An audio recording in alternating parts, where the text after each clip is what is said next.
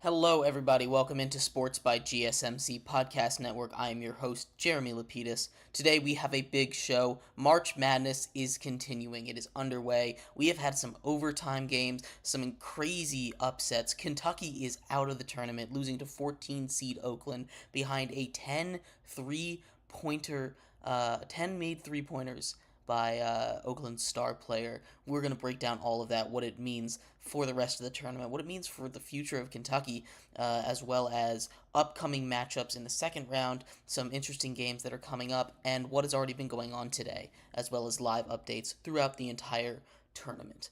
We're also going to talk a little bit about the NFL draft at the end. J.J. McCarthy, big hot button issue. A lot of teams are trying to trade up for him. Broncos and Raiders love him.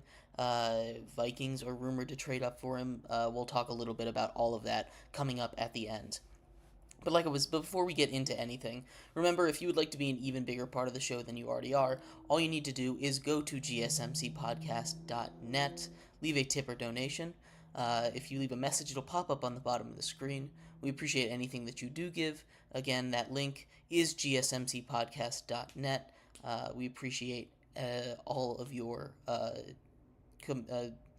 everything you bring to the show. But like I was saying, we're going to start this show off with Kentucky. Kentucky is officially out of the March Madness bracket for the second time in as many years as I can remember. A couple years ago, or 2 years ago, they lost in the first round to St. Peter's when they were the 2 seed, lost to the 15 seed St. Peter's when they were going on that run, and this year they lose to Oakland. Kentucky has a problem, honestly. Kentucky has had this trend. John Calipari, who's a legendary coach, won a couple national titles. He's on the hot seat. It's an interesting position for Kentucky, and we talked a little bit about it. A couple days ago with Virginia, how I would put their coach Tony Bennett on the hot seat, but Kentucky is not quite as far down as Virginia. No, they still made a 3 seed as the tournament, and they got hung on 30 piece on by Jack Golke hitting 10 3-pointers. Only 5 other players have ever done that in the history of D1, of the tournament. Those were the only shots he made. He doesn't shoot twos. I believe he had shot like a grand total of 5 non-3-point shots the entire season. So that's what he does. He just jacks up threes. But Kentucky could never put away Oakland. Oakland had hot shooting. They were shooting 48% from 3. And when you shoot 48% from 3, that's a recipe for success. But we're looking at a team in Kentucky that has a lot of talent. They were a 3 seed in the tournament. They were in a tough conference. They were really successful.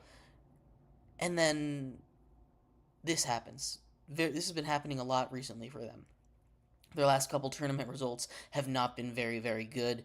It's been kind of a mess in the land of Kentucky. I think John Calipari should be on the hot seat next season. Now, he's going to have a good season. Kentucky's a very talented team. They're a blue blood. They're a blue blood for a reason. But as times start to change in college basketball, he needs to evolve with it. It's not easy to do. We see regimes rise and fall all the time. We see it happen in every sport, at every level. And Kentucky is not immune to that. I don't think this is the end of Kentucky. Kentucky's going to have another very talented team next season. They're going to have plenty, and when I say plenty, I mean plenty of star players on their roster. They always do, because they're really good at recruiting, and that's something that's kept them at the top for so long. Name brand helps with that, of course, but you start to think about these tournament losses, these brutal tournament losses. It's becoming a trend for them. It's a little concerning, and I think the leash for John Calipari is particularly long because he's a legendary coach. He's part of that big the big five of coaches, I guess you would say, for this era. You know, uh, Mike Krzyzewski, obviously with Duke, the Bill Self, Bill Self. You have a UNC coach, and then Tom Izzo in there as well. Those guys have been super successful. Um, so he's got a very long leash, and I don't think he's going to get fired anytime soon. But I think it's fair to have that conversation. Uh, the same thing with Tony Bennett at Virginia. He's a very good coach. He won a championship back in 2019, but that was 5 years ago at this point. Like at some point, for a team with expectation like Kentucky has, you need to meet those expectations. You need to be able to go out there, and you need to be able to uh, hold those expectations up. Have these have these kids go out there and play good, play well, uh, and you need to prepare them for that. I don't know if it's the coaching. I've seen a bunch of people saying uh, he coasts on talent, and he doesn't have that Anthony Davis, that John Wall talent anymore. He doesn't have those elite number one overall pick guys. He's got some guys that are better than a lot of the other people in NCAA Division One, but they weren't really playing together as a team, and that's my biggest takeaway from that game. It was a lot of hero ball. And I know sometimes when the moment gets big and you're losing and it's not going your way, when you have stars, they want to play hero ball. But that's not good coaching. That leads to the fall of teams. And I'm sure this isn't what's been happening for the other seasons, but this is something I particularly noticed with Kentucky against with Kentucky against Oakland yesterday. They were playing a lot of hero ball. They weren't passing. They were jacking up awful shots. It just wasn't Kentucky basketball. It was It was ISO ball, and ISO ball is not how you win games in college. Not a big fan of how that went. But Kentucky is out, so very curious to see the aftermath of that. I think the seat starts to simmer a little bit under under Kentucky's coach there. So keep an eye on that. Like I said, I don't think he's on the hot seat yet, but if he does this a couple more times, like two more, if he does it next season again, where they're a top 4 seed and they lose in the first round, or if he does it one more time in the next 2 years without making a big run, I think you can officially put him on the hot seat. It's not a good look for a school that has a proud basketball tradition. So we'll see if they can turn it around.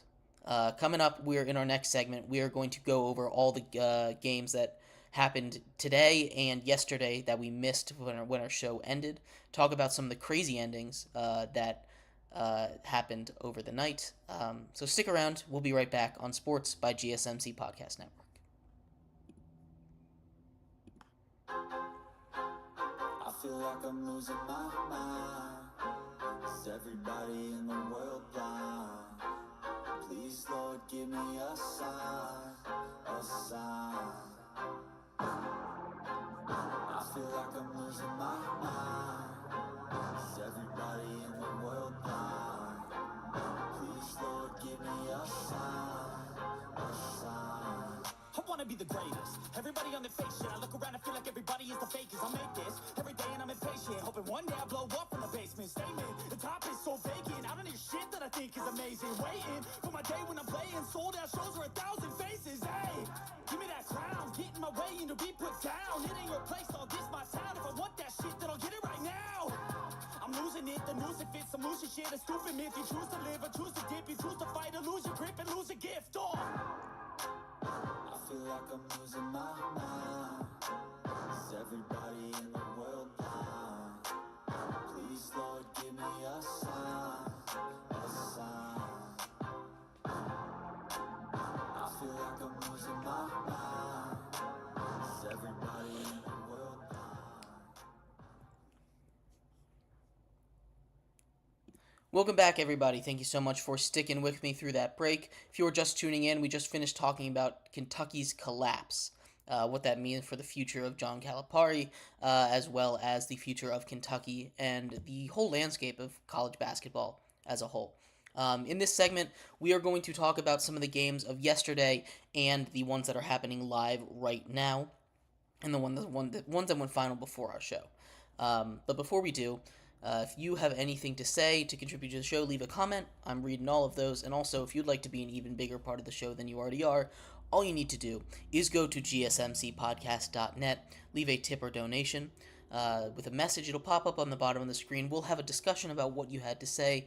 Appreciate everyone that does leave a tip or donation, as well as leaving a comment. Anyway, once again, that link is gsmcpodcast.net. Like I was saying, we're going to talk about live March Madness. So everything that is going on right now, today, as well as what happened yesterday. So we're going to start with the games that are live. Right now, currently, there are 4 games that are live. New Mexico versus Clemson is wrapping up. The darling New Mexico Lobos, the team that a lot of people had going really far. I saw some people taking them all the way to the Final Four. They are getting destroyed right now. They are down by 20 points, 19 points. It's 71-52. 3 minutes to go in that game. That is going to be a surprising bracket buster for a lot of people. I know a lot of people had New Mexico going very far. It just wasn't their game. New Mexico did not make a lot of shots. Clemson just out-physicaled them down low. In the beginning, they were close, but Clemson kind of pulled away when New Mexico went on a short, cold streak in the beginning of the game. So, excuse me. New Mexico is out. It's going to bust a lot of brackets. A lot more than an 11 seed probably should. But New Mexico out. We'll see how it goes. Obviously, there's still time to go in that game, but when you're shooting, 14% from 3 for a team that is a very good three-point shooting team, that's not the recipe to win games. So they are down by 21 now at this point. This game is just about over. The other games that are live, also not that close. UConn absolutely dominating Stetson. They are up by 38 points now. They are going to win by 40, most likely. There's a minute left in this game. UConn dominant, as they've always been. Stetson wasn't really ever going to give them too much trouble. They're just flat out the better team in this game. Stetson did not quite match up. The 2 games that are close, though, that are live right now, they have 3 minutes and 2 minutes, respectively, left in the first half as they go into halftime. Auburn taking on Yale. Auburn is up by 7 with 3 minutes to go in that first half. It is 29-36, I say, as Yale just made a 3 to make it a 4-point game. Yale is playing a very strong game, shooting 44% from 3. The part that's killing them is their turnovers. They have 7 turnovers to Auburn's 4, and points off turnovers, Auburn has 7 and Yale has 0. So that's really the big difference right there. Turnovers is a huge, huge difference in this game. So they're shooting well, but they're giving away too many possessions. We'll see how that ends. We are heading into halftime. And the other game that's still live and heading into halftime right now is Colorado taking on Florida. Colorado, the play-in team that absolutely that beat Boise State for the right to play Florida. They're currently up by 2 points. It's 39-37, 2.5 to go in the first. Florida was winning this game for quite some time. In a game where both of these teams are perfect from the line. Colorado has just taken 6 more free throws. Florida is out-rebounding them. They're more physical on the glass, and that's a big difference to watch as we head later into this game, especially if it stays close.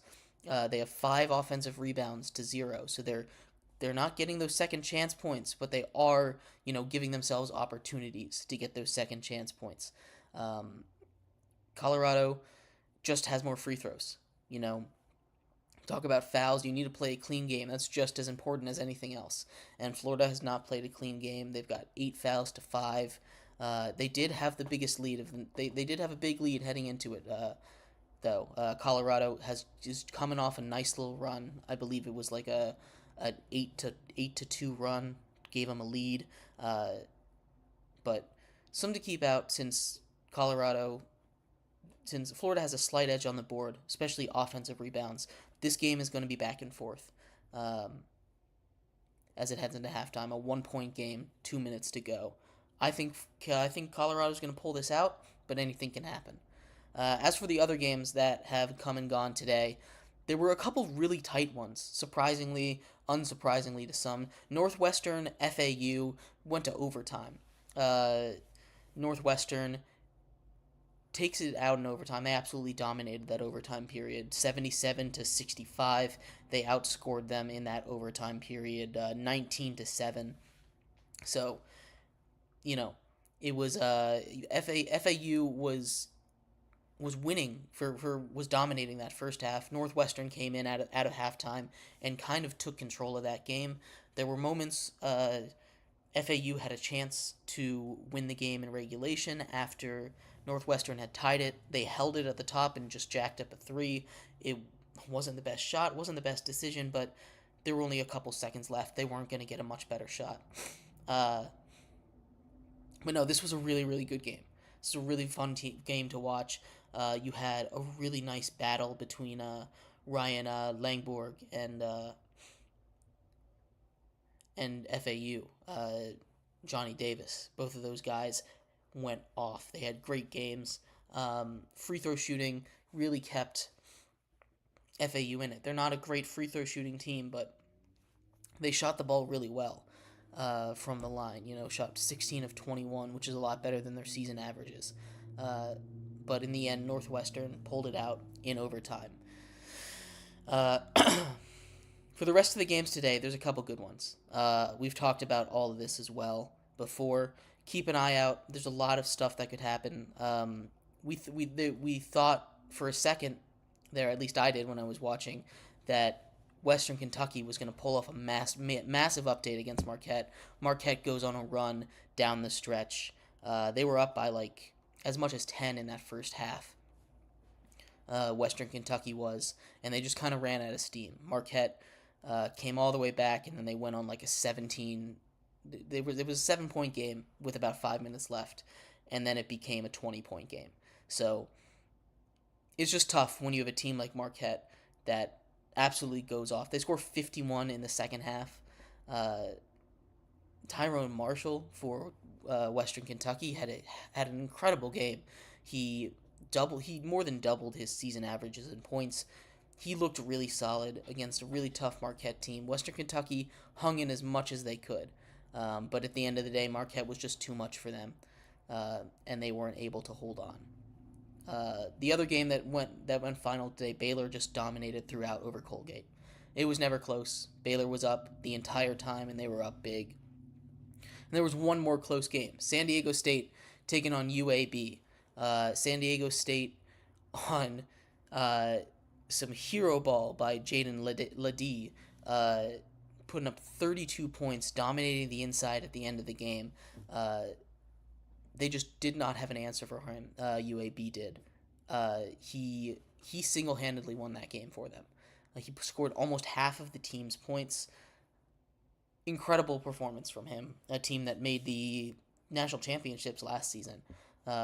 They need a lot to go right to make it there again. UAB was going to be a tough out.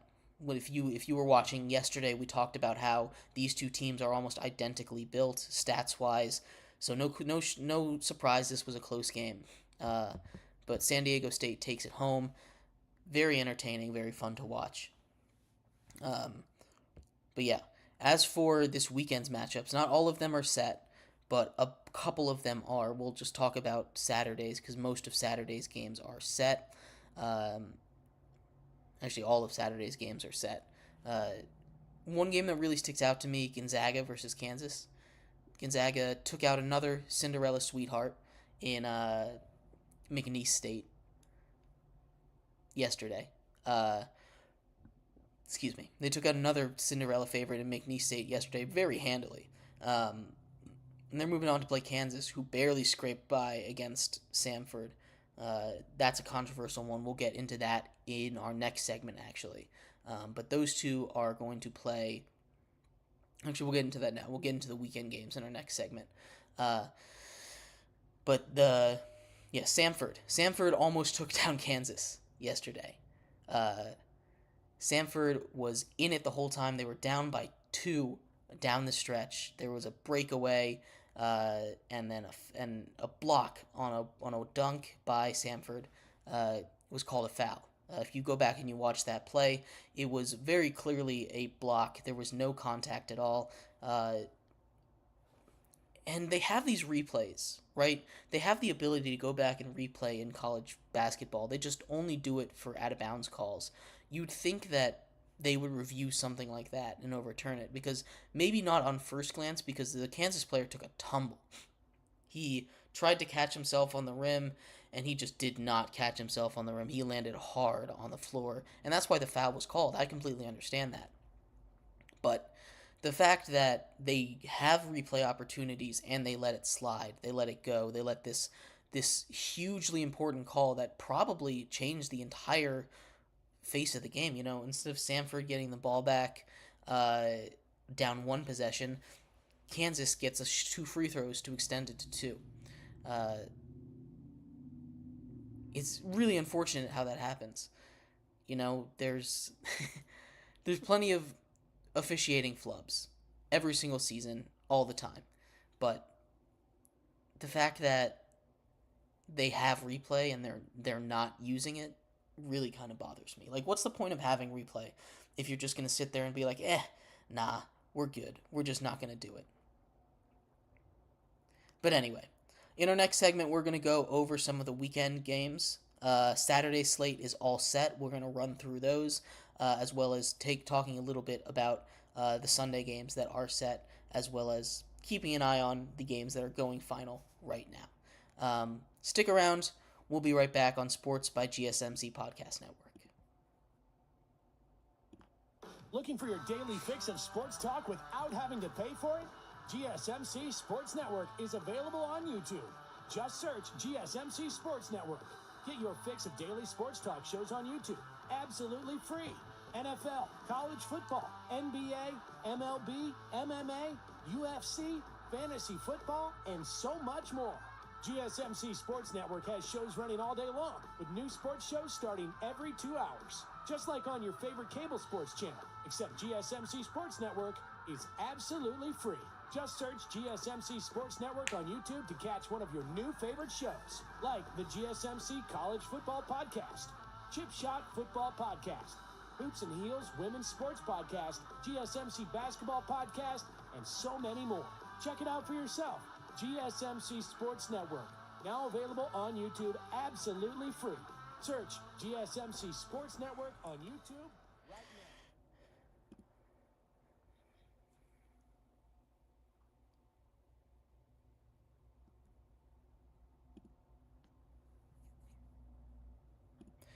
now. Welcome back, everybody. Thank you so much for sticking with me through that break. If you were just tuning in, we talked about Kentucky and their meltdown, the big upset so far of the tournament, Oakland taking down Kentucky. We talked about that, what that means for the future of Kentucky and the rest of the tournament. We just went over some of the live games that are going on. Before we get into this segment, just a couple updates for you. 2 games have gone final. Clemson just beat New Mexico 77-56. UConn took down Stetson 91-52. At the half in Yale and Auburn, it's 41-34. Auburn up by 7. And also at half, Colorado and Florida are deadlocked in a tie, 45-45. In this segment, we're going to preview a little bit of the weekend games, the games that we do know are going to happen, as well as trying to find the best matchups, see what these Sweet 16 teams might look like. Looking at the Saturday games, but before we get into that, remember, if you'd like to be an even bigger part of the show than you already are, all you need to do is go to gsmcpodcast.net. We appreciate anything that you do give. If you leave a message with it, it'll pop up on the screen for you, me, anyone around the rest of the world to see. We have people from Japan watching these shows, so you can have your voice heard halfway around the world. We appreciate anything that you do give. Once again, that link to leave a tip or donation is gsmcpodcast.net. But like I was saying, we're going to do some preview of Saturday's games. Saturday's games are basically just the winners from Thursday. So we're just going to run through them. There's 1, 2, 3, 4, 5, 6, 7, 8 games on. I guess that makes sense. 8 games on Saturday. So we're going to take a look at all of them, talk about some of the surprises that got there, as well as what I expect to happen. First game of the day, Dayton taking on Arizona. Dayton, who came back from down 17 late in the game. They went on a 24-2 run to close out that game to squeak by Nevada. Collapse by that team. I can't believe that Dayton advanced. That was probably one of the craziest moments so far of the tournament. Them coming back from that far down is insane to me. But they're all the way back. Now they have another tough test taking on Arizona. Arizona, a team that can score with the best of them. You take a look at this Arizona team. They're a little bit inconsistent, but they have Caleb Love shoots 41% from the field, 18 points per game. He's really good. Their offense is one of the best in the country. It's very scary to watch. They shoot 36% from 3. The Dayton is probably a better shooting team, but when you get to some of the hustle stats, you take a look at rebounds, where they average 42 a game. Assists, very important number, especially in the tournament, not being stuck in that hero ball like we were talking about with Kentucky. They have 19 assists per game. They average 8 steals. That defense, that perimeter defense especially, is really good. So yeah, this is going to be a really tough test for Dayton and the Flyers. I do believe that Arizona is going to pull this one out, although if Dayton gets hot, they do shoot almost 40% from 3. So if they get hot, they're a tough team to beat. Anyone that can shoot the lights out from 3, we just saw it with Oakland beating Kentucky. They shot the lights out from 3. Golke hit 10 of them in that game. So something to keep an eye out on.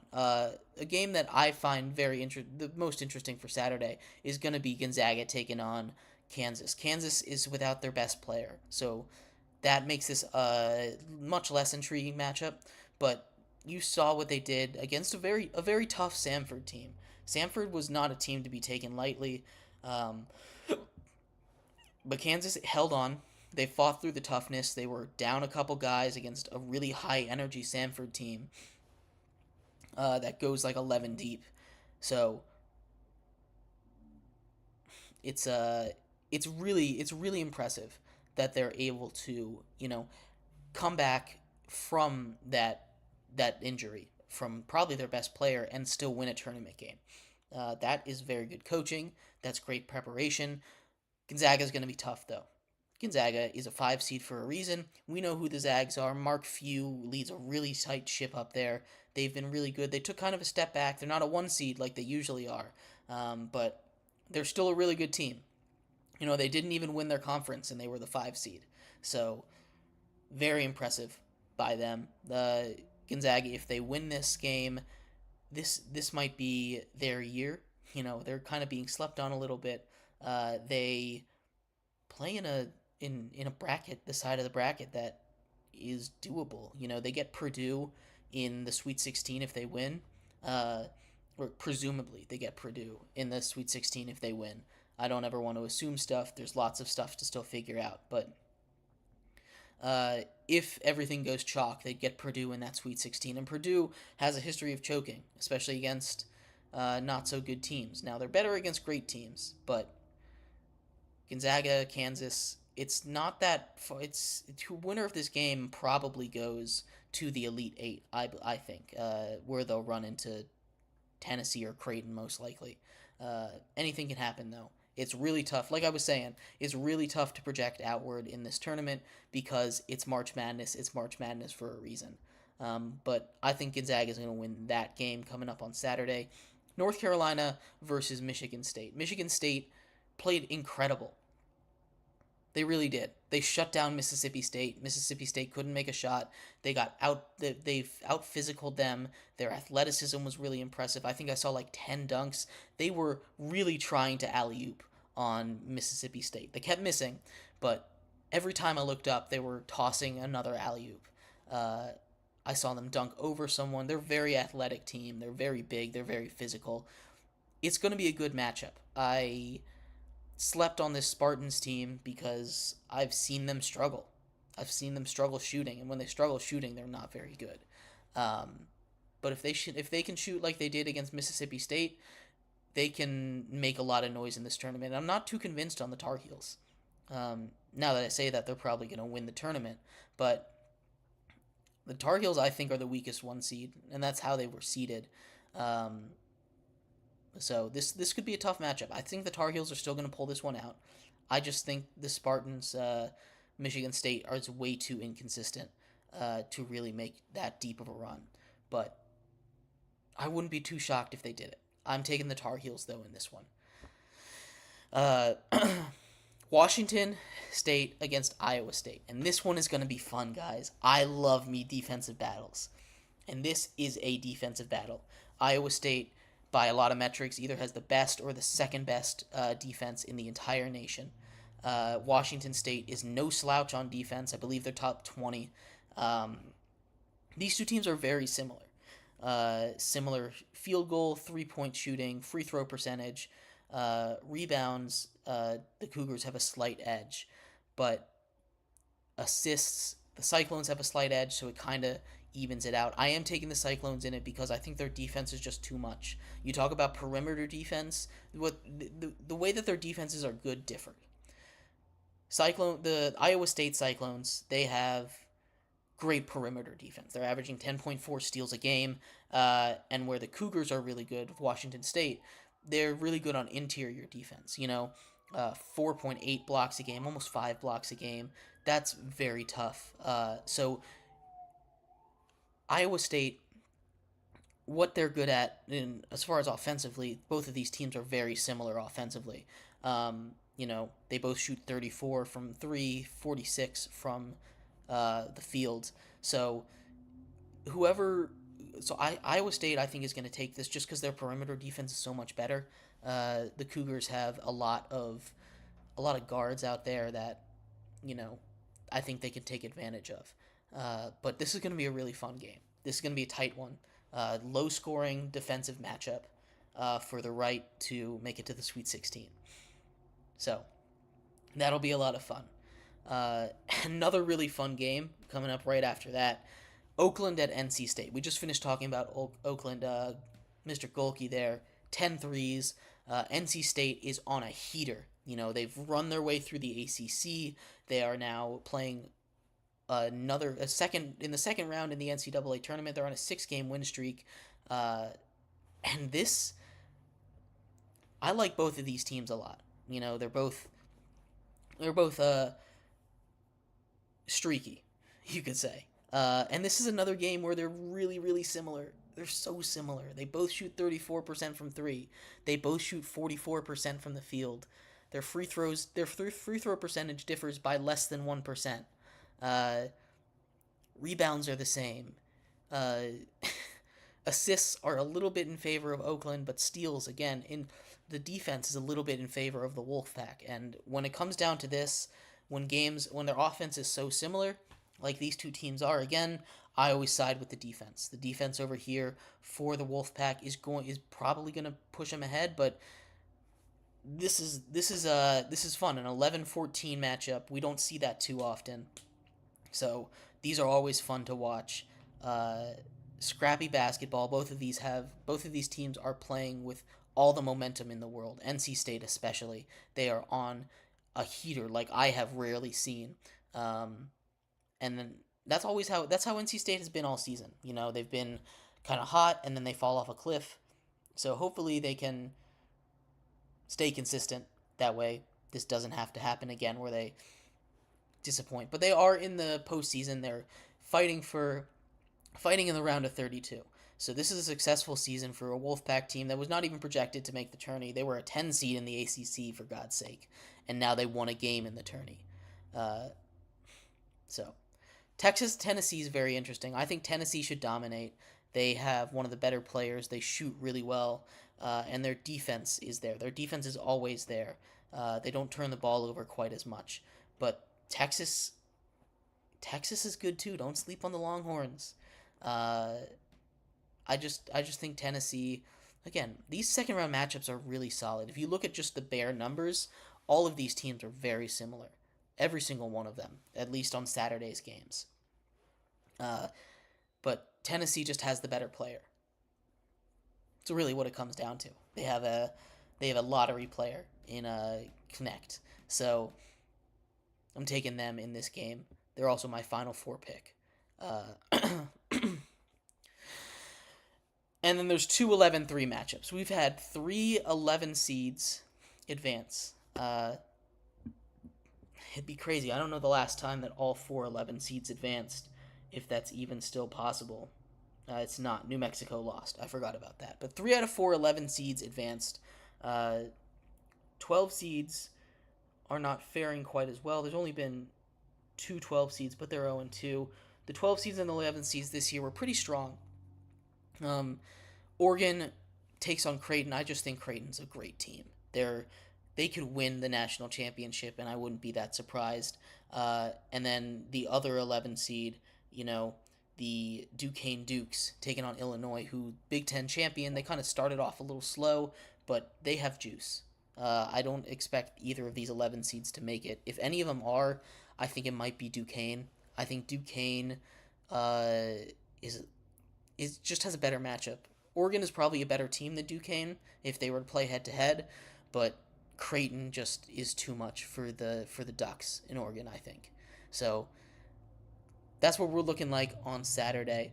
As far as the rest of the games for the weekend that are set, Clemson and Baylor, I think Baylor is going to dog walk them. I know Clemson just put up a nice showing against New Mexico, but Baylor just looks so dominant. I know it wasn't quite the same team, Colgate versus New Mexico, but that team's going to be really good. But yeah, that's every game that's been. And last one. There's one more that's been set. UConn taking on Northwestern. I don't really think I need to put too much analysis into this. UConn is just a juggernaut. You saw what they just did to poor Stetson there on the 16 seed line. And Northwestern is good, but they're not UConn good. So, anyway, thank you everybody for sticking around through this March Madness preview. We will, in our next segment, transition out of basketball into football. Talk a little bit about J.J. McCarthy, because teams love him. 3 teams are rumored to try and trade up for him.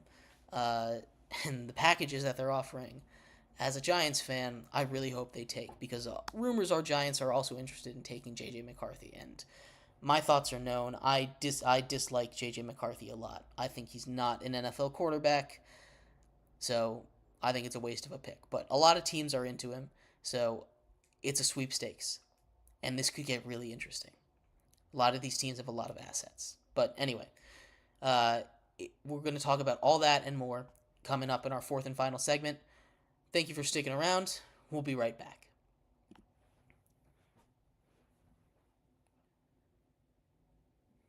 For the best and latest podcasts available anywhere, go to the podcast app on your cell phone and type in GSMC to access free content-rich podcasts on health and wellness, book reviews, sports, entertainment, relationships, social media, movies, technology, finance, and even weird news. Subscribe and download the GSMC Podcast Network's family of shows, available everywhere podcasts are found.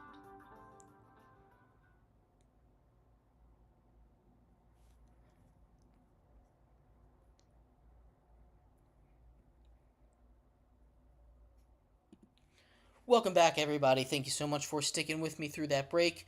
If you were just tuning in, we've done a lot of March Madness. March Madness is the big talk of the day. We previewed some games for the weekend. We talked about all the big stories that happened yesterday and today. Overtime game, John Calipari and Kentucky getting knocked out in the first round yet again by Oakland this time. But in this segment, we're going to transition into football. Talk about a little bit more draft stuff that's going on.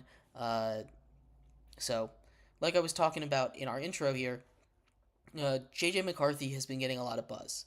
J.J. McCarthy on my board is like the 5th or 6th best quarterback. I don't think he's up there, but there are 3 teams that are rumored to try and trade up for him: the Vikings, the Broncos, and the Raiders. So we'll talk about all that, the packages that those guys could offer, where they're trying to trade up to, and more. But before we do, remember that if you would like to be an even bigger part of the show than you already are, all you need to do is go to gsmcpodcast.net. Leave a tip or donation. We appreciate anything that you do give. If you leave a message, it'll pop up on the bottom of the screen there for you, me, and everybody else to see. We'll have a discussion about what you had to say, and we appreciate everything you do give. Again, that link is gsmcpodcast.net. Also, if you have any thoughts on what we are talking about, feel free to leave a comment as well. I am keeping an eye on those. I'd love to hear your guys' thoughts on any of this. But like I was saying, J.J. McCarthy is a hot button name in sports nowadays, especially this draft. He's coming off a national championship season with the Michigan Wolverines. Now he's getting them top 5, top 10 buzz, which I think is insane. No matter what people say, it's not going to change my mind. People start off with he's a winner. He doesn't have any trait that's special to me. So I don't understand why people think he's all that. But that's besides the point. There are 4 teams that I've heard in contention for J.J. McCarthy, I guess is the word. The Giants, who sit there at 6, which doesn't seem like a team that's going to take him. They just signed Drew Lock to a 1-year deal, and J.J. McCarthy having a third Daniel Jones in that system, it just isn't going to be it. You've already got Drew Lock, you've already got Daniel Jones, and now you have 3 of the exact same players if they draft him. That's not going to be it. The Vikings, the Raiders, and the Broncos, though. The Broncos don't have a quarterback. The Raiders have a quarterback. They got a quarterback battle with Gardner Minshew and Aiden O'Connell, I guess. And the Vikings, who have Sam Darnold. So they also only have a quarterback. So the Vikings have 2 first-round picks in this draft, and the compensation starts there. Trading up to 5 for J.J. McCarthy, trading up to 6, which is where I've been seeing it. 2 first-rounders is kind of the baseline from what I've been seeing. So that's a lot of value for a team like the Giants that needs a lot of help everywhere. You know, you might not get that top-tier wide receiver at 6 that you were going to get, but you also are going to get an extra draft pick. And for a team like the Giants, that'd be so useful. They need one, especially when you are giving up, presumably, for J.J. McCarthy to not be very good in his first year or ever in the NFL. The Packers, if he makes it to... So it's 11, 12, 13 that is trying to draft J.J. McCarthy right now. So you'd have to trade into the top 10 to get him. You'd have to leapfrog people unless you're Minnesota. And Minnesota probably doesn't feel very safe at 11 because these guys can leapfrog.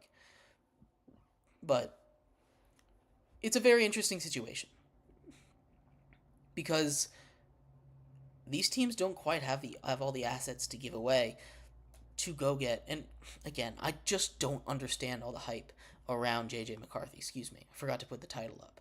I just really don't understand the hype behind him. He won games, sure. So did Stetson Bennett. Stetson Bennett won games. He's not even in the league anymore. I think that J.J. McCarthy is very much comparable to a player like Daniel Jones, to a player like, Drew Lock. Those 2 guys are just, they can start in the NFL, but they're not the answer. You know, you don't want to spend a first-round pick on that. You really don't. So that's my opinion. Obviously, the first-round quarterbacks especially, it's a crapshoot. It's really hard to evaluate talent. But when you're looking at a guy like JJ McCarthy who doesn't have any special skills, he just doesn't. Like he doesn't do anything special. His arm talent isn't anything great. He doesn't process the game super fast. He doesn't have those intangibles either that you can't really measure. He just kind of is mid. And that's why I don't understand the top 10. Like, if people were talking about drafting J.J. McCarthy in the third round, in the second round even, maybe. But if they were talking about him in the third round, sure. Do your thing. Spend a third round pick on him. That I don't mind. But a first round pick, especially a top 10 pick, a pick that can be used to get a franchise changing player, and you go and you get J.J. McCarthy. I hate it. I really do. I don't understand the logic behind it. There's nothing that sticks out. His pro day was earlier today. I was watching it. He was throwing in shorts. He was making all the throws. Of course he was making all the throws. It's a pro day. He's an NFL prospect. He's going to make all the throws. I really don't get it. I really don't. And it kind of is infuriating to me, honestly, a little bit. Because I just don't see what people see. I pride myself on knowing a lot about football, knowing a lot about sports, but I just don't see the hype around him. And I don't understand why everyone is there. Like, I have yet to hear an argument. Someone's like, oh, I just like him, or, oh, he wins. That's not an argument. You can go look at the numbers. He threw for over 300 yards in one game last year. Just one. And Michigan notoriously had a really weak schedule. Now, you can say, oh, it was the scheme. They ran the ball a lot. So what? Put up some impressive numbers if you're going to be an NFL... If you're going to be an NFL talent and you're in a run-heavy offense, make those wow throws. Make those plays. He doesn't make those plays. He had a nice one-handed catch on a flea flicker. That's not a quarterback play, though. Move him to wide receiver. See what he does there. I really just don't get the hype. But anyway, the Vikings reportedly can offer 2 first rounds, a first this year and next year, to get to that number 6 spot to draft J.J. McCarthy. And I think, honestly, the Vikings are probably the best fit for him. It's a really, really solid team there. You have Justin Jefferson. You have Jordan Addison over there. You have Aaron Jones now. And if need be, he can sit behind Sam Darnold for a year, who will be a serviceable starter.